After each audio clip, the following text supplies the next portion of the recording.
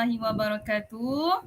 Waalaikumsalam warahmatullahi wabarakatuh. Hmm. Ustazah, Saya sihat, Ustazah. Alhamdulillah sihat. Alhamdulillah. Ustazah macam Terima mana sihat? sihat. Ustazah, Alhamdulillah. Okay, sihat ni, Ustazah. Alhamdulillah. Okay, Ustazah. Terima kasih pada awalnya. Terima kasih kerana sudi je rakan pembelajaran saya dan sudi meluangkan masa untuk mendengarlah sedikit perkongsian daripada saya. Terima kasih banyak, Ustazah. Ya, InsyaAllah mudah-mudahan Okay. dipermudahkan urusan. Amin. Amin ya rabbal alamin.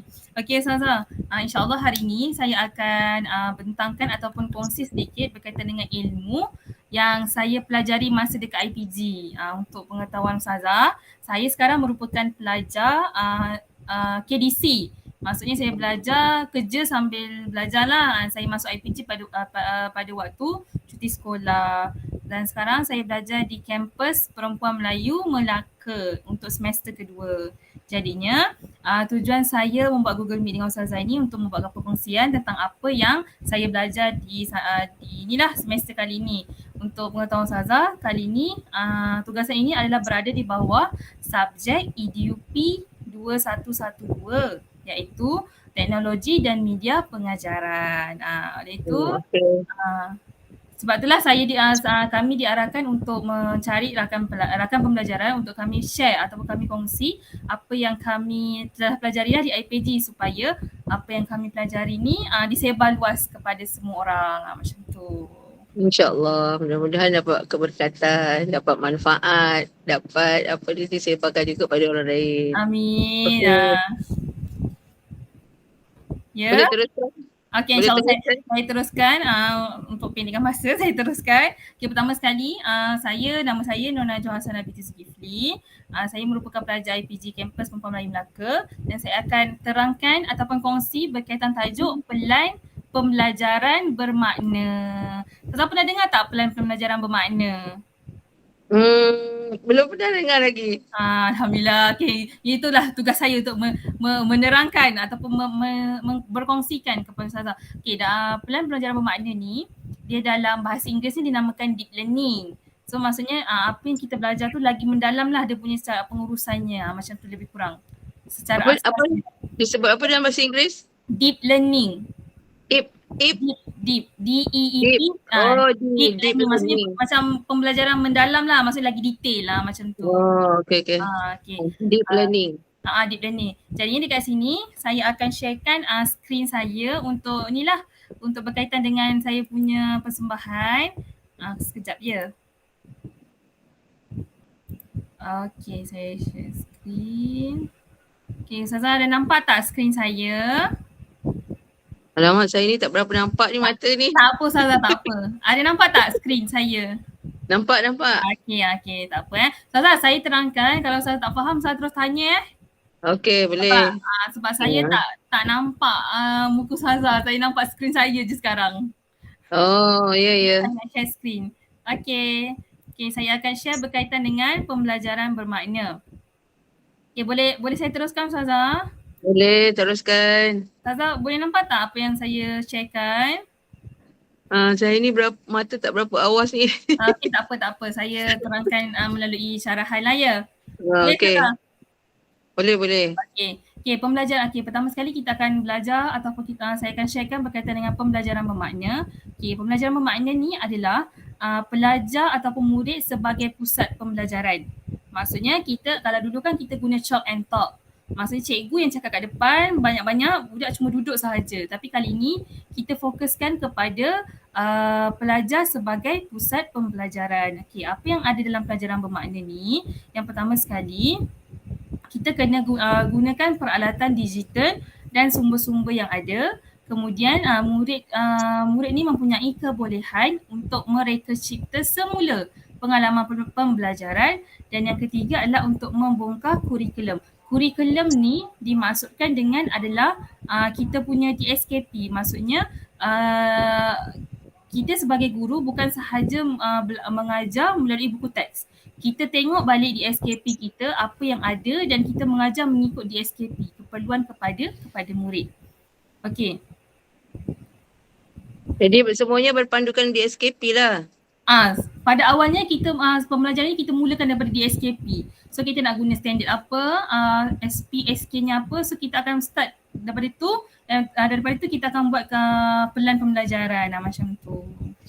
Okey, boleh faham. Okay. Deep learning. Deep learning. Pelajar sebagai pusat, kiranya macam pembelajaran berpusatkan murid. Okey, pembelajaran bermakna juga dia mempercepatkan kemampuan guru untuk meletakkan murid dalam mengawal proses pembelajaran.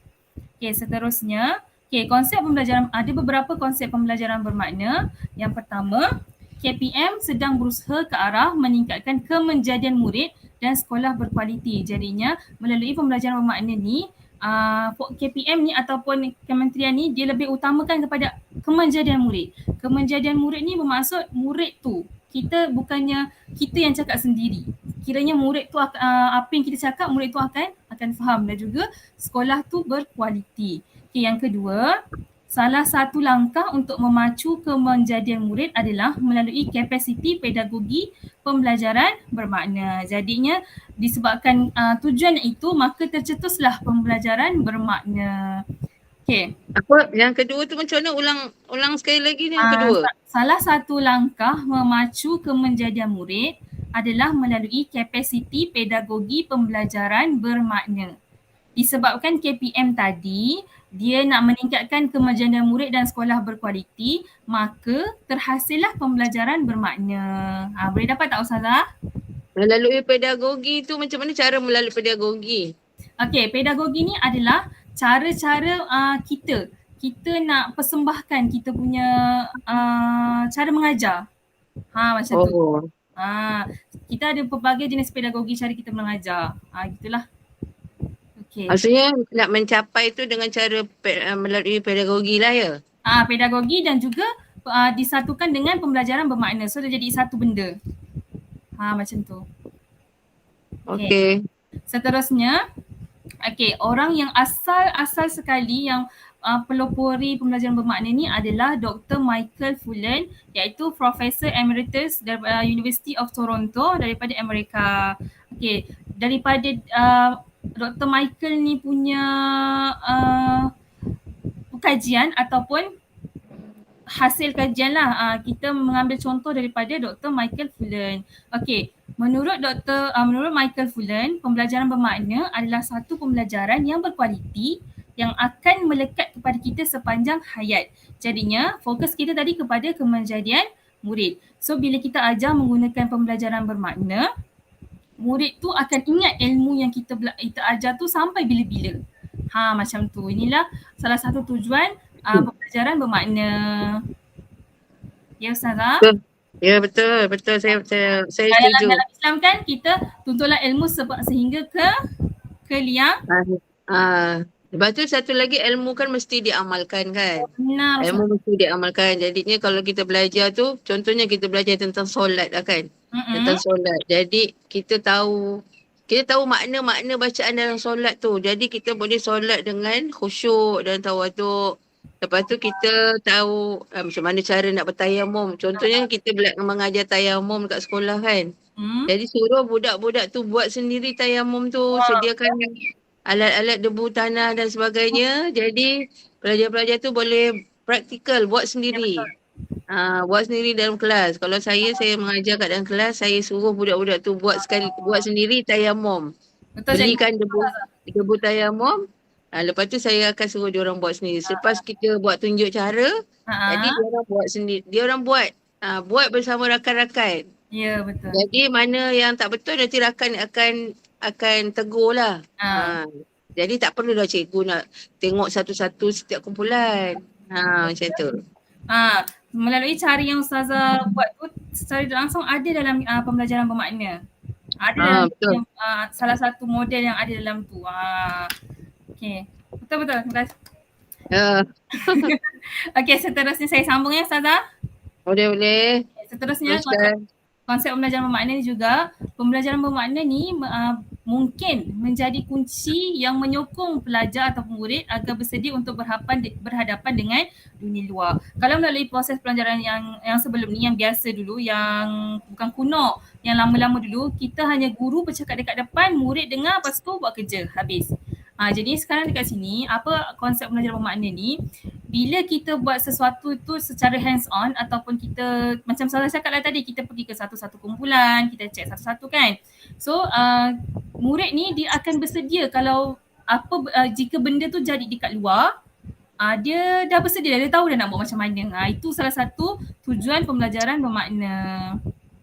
Okey, betul. Okay, seterusnya pembelajaran bermakna juga mengubah bentuk pendidikan bagi menyediakan pelajar yang lebih baik untuk dunia persekitaran. Lebih kurang samalah macam untuk berhadapan dengan dunia luar. Okey, tapi ada tambahan di dalam pembelajaran bermakna ni di mana dia mengutamakan digital. Pembelajaran bermakna menghendaki murid mencipta pengetahuan baru dan menyambungnya ke dunia sebenar menggunakan penguasaan alat digital. Okey, seperti yang kita tahu, sekarang ni adalah era digitalan. So semua benda nak digital, betul tak Ustazah? Betul, sekarang ni online. budak-budak semua nak tengok handphone, tengok laptop kan. Jadi kalau melalui digital tu memang sangat berkesan lah zaman sekarang ni. Dia kena, betul. Jadi kita kena ketengahkan lah budaya digital ni kepada pelajar-pelajar dekat sekolah. Tapi dengan syarat dia punya kemudahan fasilitator kat sekolah mestilah cukup. Kalau tak cukup nanti merupakan masalah juga. Betul Ustazah, betul. Sebab zaman sekarang ni, kalau dulu cikgu lebih tahu IT daripada murid, tapi sekarang murid ni lagi advance daripada cikgu kadang-kadang. Kadang-kadang apa yang kita tak tahu, diorang tahu. Betul tak Ustazah? Betul, kalau suruh budak-budak ni sekejap je diorang pandai. Laju je. Sebab zaman diorang tu memang zaman yang didedahkan dengan digital. Macam pergi mana-mana semua ada handphone, ada laptop, ada macam-macam lah. Yelah, siapa je yang tak ada handphone, semua budak ada handphone sekarang kat rumah kan. Okey, seterusnya, pembelajaran bermakna juga melibatkan perkongsian pembelajaran antara pelajar dengan pelajar dan antara pelajar dengan guru. Maksudnya dekat sini kita sama-sama belajar. Murid dengan murid menjadi rakan pembelajaran, murid dengan guru pun boleh jadi rakan pembelajaran. Sebab apa? Kadang-kadang apa yang murid tu tahu, tak semestinya cikgu ni tahu. Dan apa yang cikgu tahu, tak semua benda murid ni tahu. Jadi sama-sama kita jadi rakan pembelajaran. Okey. Seterusnya, ciri-ciri pembelajaran bermakna pula. Yang pertama, mengaitkan informasi baru dengan informasi sedia ada pada diri murid. Contohnya, murid tu dah tahu berkaitan dengan tayamum. Macam saya cakap tadi kan, dia tahu tayamum. Tapi dia tak tahu macam mana nak mengaplikasikan tayamum dalam keadaan yang macam mana. Dia tahu tayamum, basuh muka, basuh tangan, semua dia tahu kaifiat dia. Tapi dia tak tahu nak pakaikan tayamum tu pada waktu bila. Waktu suka bila-bila masa ke, macam itulah. Jadinya pembelajaran bermakna ni membolehkan murid mengaitkan informasi baru dengan informasi yang dia dah ada. Contohnya tadi, tayamum boleh digunakan pada waktu yang tiada air. Mungkin dia tahu yang itu, tapi dia tak tahu kalau kita sakit kita boleh guna tayamum, kalau patah tangan boleh guna tayamum. Betul tak Ustazah? Betul. Pandai Ustazah. Alhamdulillah. Terima kasih Ustazah. Tahniah. Seterusnya, ciri-ciri pembelajaran bermakna ni harus ada minat dan motivasi yang tinggi di dalam murid pelajar, di dalam diri murid dan juga di dalam diri guru tu sendiri. Okey, seterusnya, disebabkan tadi pembelajaran bermakna ni adalah fokus kepada kemenjadian murid, jadinya isi pembelajaran haruslah penting bagi murid. Maksudnya apa yang kita nak ketengahkan, apa yang kita nak mengajar tu mestilah berfokuskan kepada kefahaman murid. Mesti murid tu boleh faham. Bukan kita macam mengajar kat depan syok sendiri, budak tak faham macam tu. Seterusnya. Betul. Betul kan Ustazah? Betul-betul, kita mengajar ni kena tengok budak sederhana ke, budak lemah ke, budak pandai ke kan. Kena ada teknik lah. Tekniknya. Kalau budak yang kelas belakang ni tak bolehlah kita laju je. Nanti dia orang tak faham. Kadang-kadang nak ajar satu konsep, maksud dia pun berulang-ulang kali. Berulang-ulang kali baru dia orang boleh dapat. Itu pun kadang-kadang ada yang tak dapat juga. Betul-betul. Tak bolehlah sama je budak-budak pandai, budak sederhana dengan budak yang tak berapa pandai. Macam tu. Nanti salah satu golongan tu akan tertinggal. Isi pembelajaran mesti kena ikut apa namanya? Kepentingan pelajar lah. Ikut tu. Okey. Betul. Okay, terima kasih Hmm. Sarah. Okey, saya sambung. Seterusnya, dapatan pembelajaran adalah hasil yang tahan lama. Maksudnya, apa yang kita fokuskan untuk ajar kepada murid itu tahan lama. Tahan lama maksudnya macam tadi, dia adalah pembelajaran untuk seumur hidup. Jadinya, andai kata murid tu belajar pada tahun 1 sampai tahun ke-6 dia akan ingat apa yang dia belajar tahun 1. Itu adalah ciri-ciri pembelajaran bermakna. Maksudnya, guru yang tahun 1 ni, dia apply cara dia mengajar tu berkesan kepada murid sehingga dia boleh ingat sampai tahun 6 macam itulah. Kalau macam sekolah menengah, dia guru tingkatan 1 ni dia mengajar sesuatu dan budak tu, murid tu, pelajar tu dia ingat sampai dia tingkatan 6 ke, tingkatan 5 ke. Itu kiranya cikgu dalam mengamalkan pembelajaran bermakna lah. Macam tu. Yelah, contohnya macam dekat kalau sekolah menengah kan, kita disuruh hafal surah Al-Baqarah ayat 1 sampai 5, surah Al-Baqarah, surah apa tu, surah Yasin. Bukan surah Yasin, surah apa tu? Ayat kursi. La ikrah hafiz. Tak, ni tingkatan 1. La ikrah hafizin. La ikrah hafizin. Itu semua kan disuruh amalkan sampailah kita dewasa. Setiap kali lepas waktu solat kita disuruh baca. Lepas habis sembahyang kan. Jadi tu jadi amalan lah sampai seumur hidup. Macam itu. Dia bukan, apa yang kita ajar tu bukan tertakluk pada sekolah je lah. Bukan semata-mata untuk syllabus. Untuk itulah kepentingan belajar. Contohnya kalau belajar agama lah, dia jadi apa tu, bekalan sampai akhir hayat. Betul Ustazah. Okey. Seterusnya, sama lagi ciri-ciri pembelajaran bermakna seterusnya. Okey, dapatan pembelajaran tu boleh diaplikasikan dalam situasi yang lain. Maksudnya contoh, dia belajar berkaitan dengan pendidikan Islam tadi, berkaitan dengan ayat Quran kan. Dia bukan sahaja boleh duduk dalam kelas je. Dia boleh amalkan waktu lain. Contohnya macam mungkin dia ada kelebihan, dia boleh ru'yah orang ke ayat Quran yang dia belajar tu, dia boleh gunakan dalam situasi yang lain yang diperlukan. Contoh macam kalau ada orang tak kuat semangat ke, dia gunakan ayat Quran yang dia belajar tu untuk memberi semangat. Maksudnya kita nak bagi positif vibe lah pada kawan dia tu, macam tu. Betul tak Sarah? Betul. Macam kami dekat sekolah menengah, dia suruh hafal surah Al-Kahfi. Surah Al-Kahfi dia ayat 1 hingga ayat 10. Lepas tu tingkatan 4 ayat 101 sampai ayat 110. Surah Al-Kahfi kan memang sangat-sangat digalakkan untuk membaca surah Al-Kahfi, terutamanya kita murid akhir zaman ni, manusia akhir zaman ni, untuk mengelakkan daripada fitnah Dajjal. So kita membaca surah Al-Kahfi pagi dan petang. So bila kita dah baca, kita dah hafal, kita amalkan setiap hari. Baca surah Al-Kahfi lah. Seterusnya kan dapat diaplikasikan pada situasi-situasi sepanjang masa lah. Kan, untuk mengelakkan diri kita daripada fitnah Dajjal. Betul. Saya rasa saya macam menyokong betul lah. Sekarang ni sekolah menengah disuruh hafal surah Al-Kahfi. Surah Al-Kahfi, setiap pelajar disuruh hafal surah Al-Kahfi ayat 1 hingga 10 dengan ayat 101 hingga 110. Jadi biarlah dia jadi bekalan untuk umat akhir zaman supaya mengamalkannya, baca setiap hari. Betul, saya sokong. Itu pun termasuklah dalam kategori ciri-ciri pembelajaran bermakna kan. Betul Sarah. Dia boleh gunakan bukan saja waktu sekolah, bukan saja untuk exam, tapi untuk pembelajaran sepanjang hayat dia sampai bila-bila. Betul. Okay, seterusnya hasil belajar dalam bentuk pemahaman dan wawasan. Okay, dia ada beza antara pembelajaran tradisional dengan pembelajaran bermakna. Okay, seperti yang kita tahu, pembelajaran tradisional ni fully ataupun secara keseluruhannya dipimpin oleh seorang guru. Macam tu. Maksudnya gurulah jadi pimpin. Kadang-kadang budak ni murid tak diberi peluang untuk, ataupun dia tak biasa untuk ke depan untuk mengutarakan pendapat dia, sebab dia dah terbiasa, okay, dalam kelas aku kena dengar cikgu mengajar. So dia akan dengar je cikgu mengajar. Seperti tu, tradisional juga dia guru ni menyampaikan pengetahuan yang sedia ada je, dan murid pun menggunakan pengetahuan yang sedia ada saja. Kalau dia belajar A je lah dia belajar. Kalau dia ajar B je dia ajar. Dia tak ada benda lain yang yang menyokong pembelajaran dia.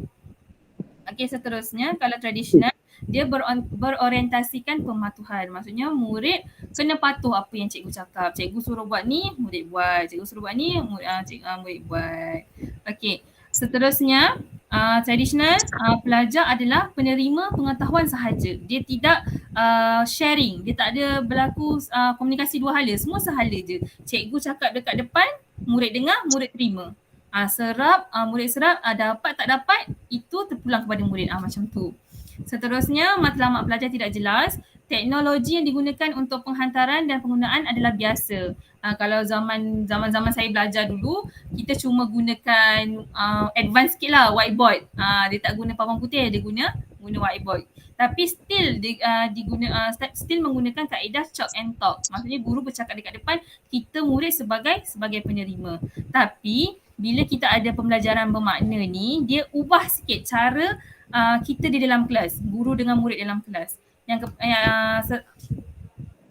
Murid ni sebagai ketua, guru ni sebagai pembimbing sahaja. Maksudnya apa-apa dalam kelas tu murid yang menjadi ketuanya, kita sebagai facilitator, kita hanya membantu. Bukannya kita menyuap atau bukannya kita membagi syarahan ubah-ubah tak berhenti. Tapi murid yang membuat, kita hanya jadi pembimbing sebagai guru. Okey. Kalau untuk pembelajaran bermakna juga, menghubungkan murid ke dunia sebenar dan untuk menyelesaikan permasalahan. Membina hubungan baru di antara pelajar, guru, keluarga dan komuniti. Pelajar ni dia dapat meneroka dan membina pengetahuan serta menambah keinginan manusia untuk berhubung dengan orang lain dan buat baik. Teknologi penggunaan sebagai penyambung dan penguat. Jadi melalui pembelajaran bermakna ni, dia berpusatkan murid, guru hanya sebagai pembimbing dan dia mampu untuk menghubungkan murid ni dengan dunia luar, dengan situasi sebenar dan menggunakan teknologi yang sangat meluas. Begitu. Jadinya waktu sekarang ni, zaman sekarang, sejak PDPR tu, kita telah menggunakan teknologi secara meluas melalui WhatsApp, Telegram, Google Meet, macam tu. Betul tak Ustazah? Betul. Okey Ustazah, saya sambung. Okey, ni saya sambung pada model reka bentuk pembelajaran bermakna yang saya ditugaskan untuk buat. Yang pertama, dia ada 4 komponen dalam model reka bentuk pembelajaran bermakna ni. Yang pertama, dia mesti adalah ada rakan pembelajaran. Jadinya kalau dalam kelas, rakan pembelajaran tu murid dengan murid ataupun murid dengan guru. Okay, itu dikategorikan sebagai rakan pembelajaran. Dan kalau macam di dalam sekolah secara keseluruhan, mungkin dengan ibu bapa ataupun dengan komuniti. Okay, yang kedua, persekitaran pembelajaran ni maksudnya keadaan dalam kelas. Dalam kelas kita tu sama ada dia kondusif ataupun dia interaktif. Macam tu. Yang ketiga, amalan pedagogi, satu gabungan proses amalan pedagogi dan amalan inovatif yang baru muncul. Yang keempat adalah memanfaatkan kemudahan digital yang ada. Tak kira lah LCD ke, smart TV ke, smart board ke ataupun laptop, kita menggunakan kemudahan digital yang ada di sekolah untuk kepentingan murid. Okey, setakat ni Ustazah ada apa-apa nak tanya tak Ustazah? Faham tak? Selalunya amalan pedagogi yang biasa diamalkan tu macam mana amalan pedagoginya? Kalau model macam mana yang dikatakan amalan pedagogi tu? Okey, amalan pedagogi ni contohnya macam dalam kelas kita mengajar, kita salah satu cara berpusatkan murid. Maksudnya kita contoh salah satu cara kita gunakan PAK 21 yang secara meluas tu. Contoh gallery walk, apa lagi, gallery walk, ready lobbying, hot seat, macam tu. Kita mengutamakan murid. Maksudnya murid yang jadi ke depan, kita hanya melihat dan membimbing. Sekiranya ada perlu kita tokok tambah, kita bagi tahu murid. Betul lah. Jadi maksudnya sebenarnya dia lebih kurang macam pergi kepada PAK 21 kan? Lebih kurang macam tu je. Amalan pedagogi ni. Pembelajaran bermakna ni pun lebih kurang macam PAK 21 lah. Tapi pembelajaran bermakna ni dia lebih detail sikit. Dia ada benda. Nanti saya tunjukkan contoh pembelajaran bermakna yang saya belajar di IBZ. Okey. Sekejap. Okay, sekarang seterusnya saya akan, tadi pengenalan kepada pembelajaran bermakna. Seterusnya saya akan sambung untuk ni pula contoh pembelajaran bermakna yang telah kami buat. Ni lah contohnya. Ni contohnya. Dia detail kepada ni je. Untuk cikgu. Okey, contohnya kat sini. Ustazah nampak tak Ustazah? Tak ada skrin ni. Oh, saya belum share. Sekejap. Ha. Sorry. Share screen. Sekejap saya share screen. Ya.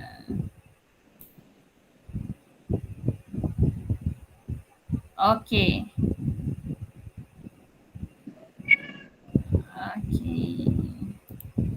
Okey, nampak tak Ustazah? Boleh besarkan tak? Aduh, mata aku. Tak apa, nanti saya share dengan Ustazah dekat WhatsApp. Boleh. Okey, pelan pembelajaran bermakna ni maksudnya kita merungkai standard. Standard tu adalah di SKP lah. Kita tengok kita punya rujukan utama adalah melalui DSKP. Okay, yang pertama, kita mesti ada mata pelajaran, iaitu kalau macam saya pilih pendidikan Islam, bidang adab, jiran sepakat membawa berkat. Kemudian dia ada interdisiplin. Interdisiplin ni maksudnya kita boleh gabungkan bidang yang ada dalam pendidikan Islam tu dengan bidang yang lain. Contoh dekat sini, saya gabungkan bidang adab dengan bidang hadis, di mana adab tu bercerita berkaitan jiran, memuliakan jiran, dan hadis ni bercerita berkaitan dengan memuliakan tetamu. So dia ada kaitan lah kita memuliakan jiran dengan kita memuliakan tetamu. Okay, tahun yang saya pilih adalah tahun 4. So, kalau saya besarkan nampak tak Ustazah? Tak nampak. Tak apa. Okay. Interdisiplin bidang mata pelajaran adalah memuliakan tetamu, iaitu hadis tahun 4. Okay, standard kandungannya. Okay, untuk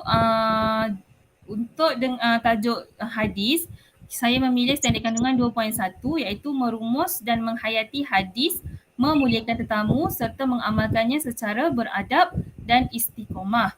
Untuk standard kandungan jiran sepakat mau berkat, 6.3, merumus adab berjiran yang menepati syarak dan mengamalkannya secara beradab dan istiqamah. Maksudnya dekat sini, hadis memuliakan tetamu, dia ala-ala kepada adab berjiran. Betul tak Ustazah? Betul. Tetamu apa sih?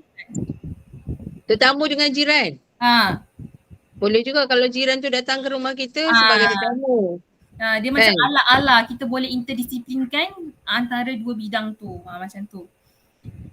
Okey, seterusnya standard pembelajaran. Untuk standard pembelajaran pula 2.13, okey. Untuk murid sekolah rendah, dia mengaplikasikan adab memuliakan tetamu. 2.1.5, mengamalkan dan menghayati tuntutan hadis dalam kehidupan beradab dan istiqomah.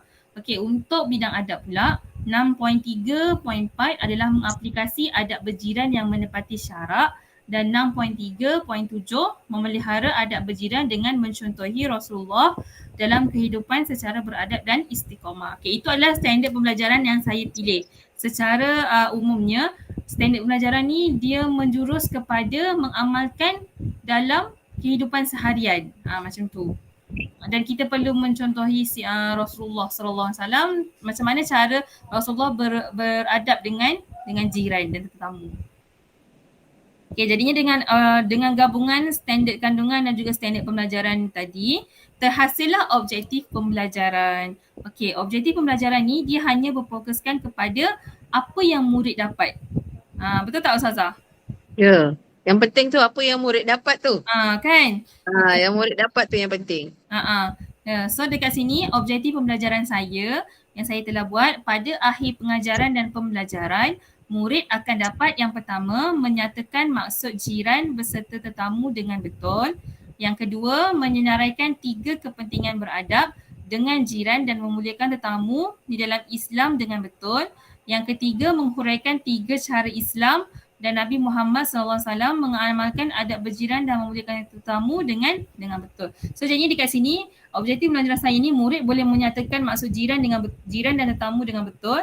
Dia boleh menyeraikan 3 kepentingan dan juga menghuraikan 3 cara macam mana Islam tu mengamalkan adab berjiran. Tu objektif yang saya nak murid saya dapat melalui pelan pembelajaran bermakna yang telah saya reka. Okey, kalau pelan pembelajaran bermakna ni macam mana nak bagi budak dapat maksud dan kepentingan? Selalu budak-budak susah ni nak hafal ni. Macam mana kita nak buat? Okey. Yang tadi kata pusat apa ni pembelajaran bermakna berdasarkan murid dengan murid ataupun guru dengan murid kan? Macam mana kita nak aplikasikan supaya budak dapat maksud jiran? Okey. Okey, contoh contoh satulah maksud jiran biasanya kalau definisi ni, takrif ni memang kalau dalam pendidikan Islam dia memang murid memang susah nak hafal sebiji-sebiji. Macam tu. Betul tak Ustazah? Betul. Kan?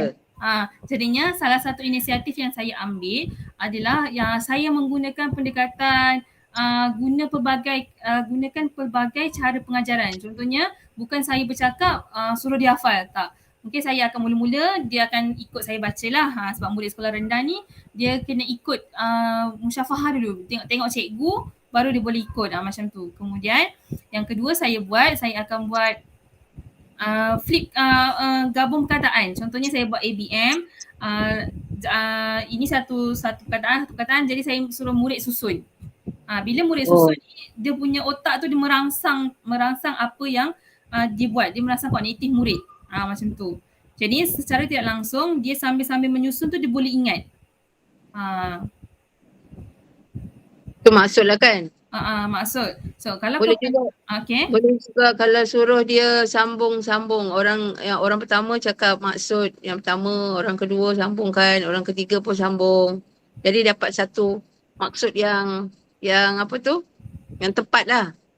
Bukan sebut Ustazah. Saya menggunakan ABM yang tulis atas kertas.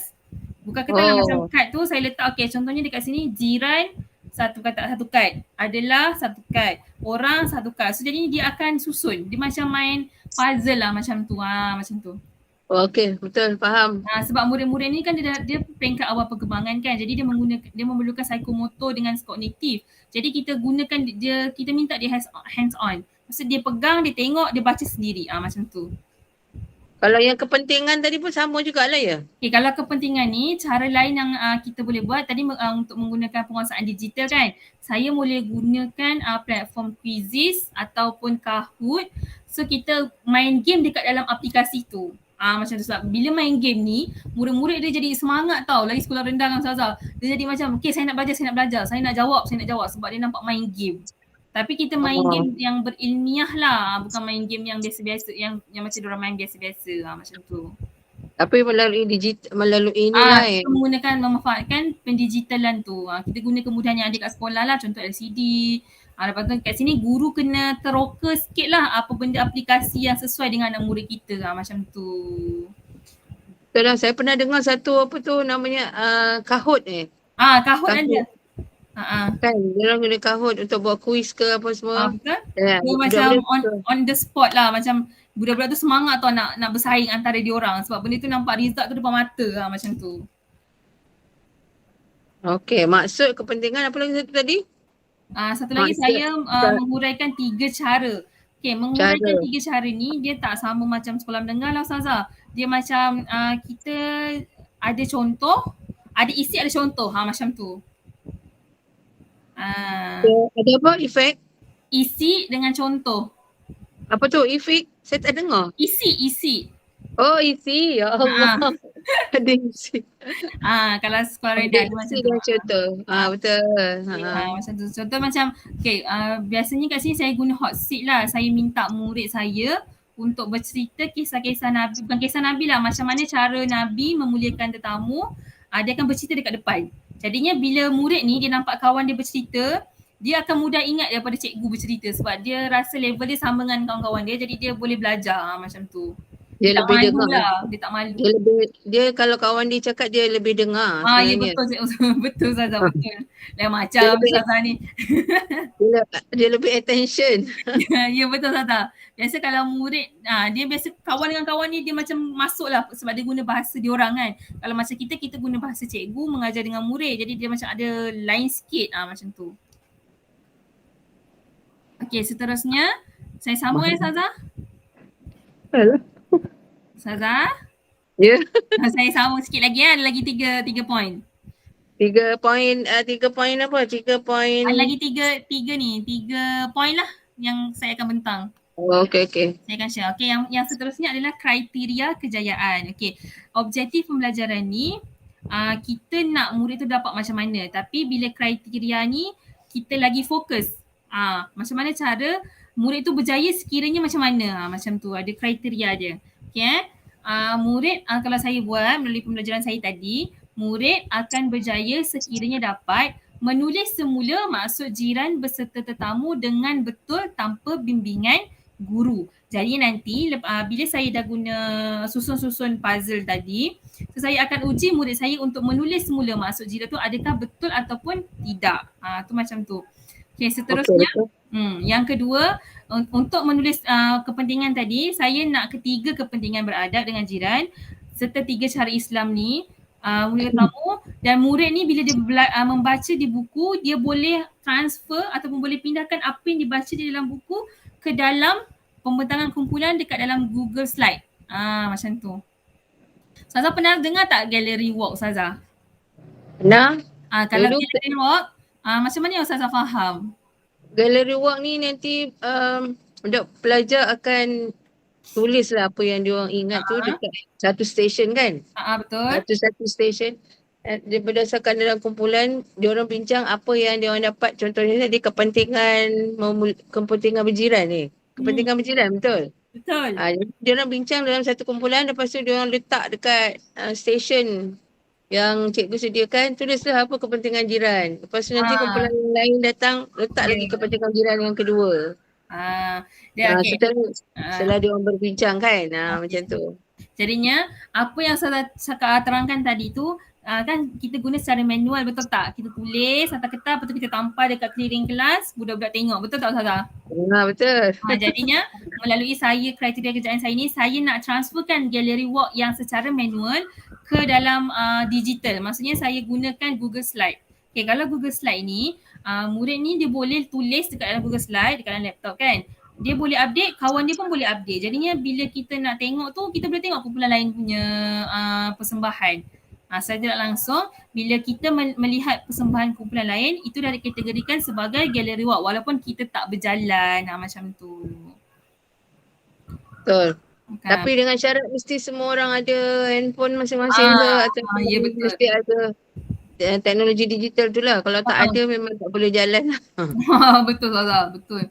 Tapi saya rasa sekarang ni tak ada masalah kot digital tu.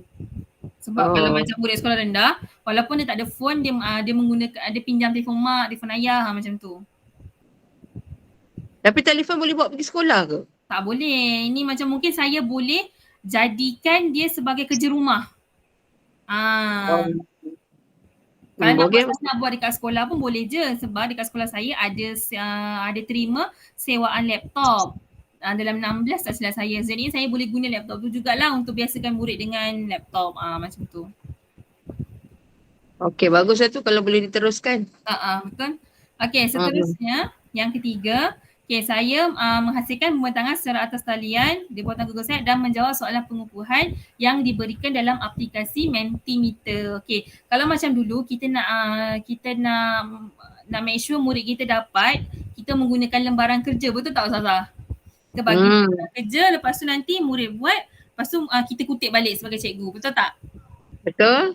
Jadi kalau pembelajaran bermakna ni macam mana? Kita masukkan dia kepada digital. Kita digitalkan dia cara tu. Cara tu sama, cuma kita digitalkan dia. Contohnya saya buat soalan tapi saya menggunakan aplikasi Mentimeter. Macam Mentimeter ni kita buat soalan dalam keadaan dia macam game warna-warni macam tu. Jadi murid lebih semangat lah nak menjawab soalan tu. Kalau macam lembaran kerja, dia hanya nampak warna putih dengan warna hitam. Betul tak? Tapi kalau Mentimeter ni kita boleh design kita punya template tu macam-macam bentuk yang murid suka lah. Mungkin bentuk Umar Hana ke, mungkin bentuk Bobo Boy ke, mungkin bentuk Ejen Ali macam tu. Jadi bila kita apa yang murid suka, kita terapkan dekat dalam kita punya pembelajaran. Jadi pembelajaran tu akan bermakna lah bagi murid-murid tu. Jadi dia akan ingat macam tu. Baguslah tu Ustazah. Boleh menerapkan isi pembelajaran dengan tepat lah kepada pelajar-pelajar semua sekali. Dan mereka pun cepat ingat. Kan? Sebab itu matlamat utamanya. Melalui teknologi digital ni diorang lebih berminat lah selalunya. Betul, diorang lagi suka nak main laptop, nak main game macam tu. Ya. Okey, seterusnya dekat dalam pelan pembelajaran bermakna ini juga dia ada big idea. Maksudnya sebelum kita nak belajar tu, apa big idea kita berkaitan dengan tajuk ni? Apa yang kita nak dapat? Macam tu. Contoh, tajuk yang saya pilih adalah adab terhadap jiran dan memuliakan tamu. Jadinya big idea saya mestilah adab kepada jiran. Maksudnya saya nak murid tu tahu apa adab kepada jiran. Apa itu memuliakan tetamu. Macam tu. Itu namanya big idea. Contohnya kalau macam Ustazah, kalau sekolah menengah kan contoh tayamum kan. Ada kan tayamum? Betul tak Ustazah? Ada. Contoh kalau contoh kalau tayamum, big idea tayamum tu apa? Saya nak murid tahu apa kaifiat tayamum. Macam tu. Itu adalah big idea sebelum kita memulakan pembelajaran. Macam tu. Okay. Okay. Teruskan Ustazah. Essential question iaitu soalan-soalan yang perlu ada dalam kita punya pembelajaran. Yang pertama saya buat, apa maksud jiran? Kenapa Islam pentingkan adab berjiran? Dan bagaimana cara Nabi Muhammad mengamalkan adab berjiran dan memuliakan tetamu? Okay, essential question ni dia berkait dengan objektif pembelajaran tadi. Macam tu. Boleh faham tak Ustazah? Boleh. Teruskan. Okay. Itu yang terakhir. Dah habis dah ni? Dah habis. Itulah apa yang kami belajar di dalam IPG berkaitan dengan pelan pembelajaran bermakna. Ya, betul lah. Sekarang ni semua orang berkaitan dengan IT, dengan teknologi digital kan? Betul. Jadi kami ni orang-orang lama ni kena catch up Ustazah. Agak payah sikit lah bagi saya kalau nak catch up ni. InsyaAllah boleh Ustazah. Tapi tak apalah. Mudah-mudahan generasi baru ni boleh boleh berusaha supaya dapat mencapai matlamat lah. Matlamat pendidikan untuk anak-anak generasi baru ni. Masya Allah, besarnya amanat. Besar amanah tu, memang besar pun. Besar amanah daripada guru-guru senior ni, seram lah saya. Ustazah, saya sebenarnya berdebar juga ni, present depan guru-guru senior ni. Maklumlah kita baru. Allah, tak ada, biasa je. Orang-orang baru sekarang ni lebih apa orang kata, lebih presentation lah dari segi apa digital ni. Memang orang-orang baru memang kena power lah. InsyaAllah. Orang lama kena dah menikus je sekarang ni. Orang-orang baru ni semua dah sibuk-sibuk dengan apa digital memang kalah lah. Kalau saya memang saya kalah lah, surrender. Jangan surrender dulu Ustazah. Boleh lagi tu. Okeylah, saya ucapkan selamat maju jaya untuk awak. Semoga cemerlang dunia dan akhirat. Semoga dapat mencapai matlamat lah, memberi pendidikan kepada anak-anak murid yang baru ni ya. Amin. Semoga Ustazah berjaya dunia dan akhirat. Amin. Ustazah, terima kasih Ustazah kerana sudi mendengar seloteh saya, perkongsian saya. Oh, tak apa. Itu satu apa ni, ilmu yang baru juga untuk saya. Apa tadi? Pembelajaran bermakna. Pembelajaran bermakna. Pembelajaran bermakna yang lebih kepada digital. Kan? Dia banyak mengutamakan digital lah macam tu. Tentang ada apa-apa soalan nak tanya? Tak ada apa-apa lah. Semoga maju jaya je lah saya ucapkan. Terima kasih Ustazah. Terima kasih di atas kesudian Ustazah untuk meluangkan masa mendengar saya punya perkongsian dan menjadi rakan pembelajaran saya. Tahniah kepada Ustazah kerana berjaya membuat apa tadi ni, apa namanya? Pelan pembelajaran bermakna. Bukan. Apa nama medium yang kita buat ni? Google Meet. Google Meet. Google Meet sebagai rakan pembelajaran ya. Okay. Terima kasih Ustazah. Saya sangat menghargai masa Ustazah. Terima kasih banyak. Saya tahu Ustazah sibuk. Terima kasih. Tak apa. Mudah-mudahan awak boleh buat kerja awak dengan baik ya. Okey, alhamdulillah. Terima kasih. Okay, terima kasih Ustazah. Nanti apa-apa yang saya bentangkan ni saya akan forward pada Ustazah lah dan melalui WhatsApp. Okay. Ustazah, senyum Ustazah. Saya nak ambil gambar sikit. nak screenshot. Okay. 1, 2, 3. 1, 2, 3. Kejap Ustazah, saya check ada tak ada. Takut je lagi dah senyum-senyum tak ada. Kejap Ustazah. Sikit lagi Ustazah. Ustazah, hari ni buka apa Ustazah? Buka apa buka ikan cencaru. Ikan cincang bakar. Ikan cincang bakar, Alhamdulillah. lepas tu ada pulut hitam. Allah sedapnya. Tak sabar. Okey Ustazah. Terima kasih Ustazah. Assalamualaikum. Minta maaf Ustazah salah silap Waalaikumsalam. sepanjang saya berkongsi dengan Ustazah. Okey, terima kasih. Terima kasih Ustazah. Assalamualaikum. Selamat berbuka. Assalamualaikum. Terima kasih. Sama-sama. Selamat berbuka. Okay.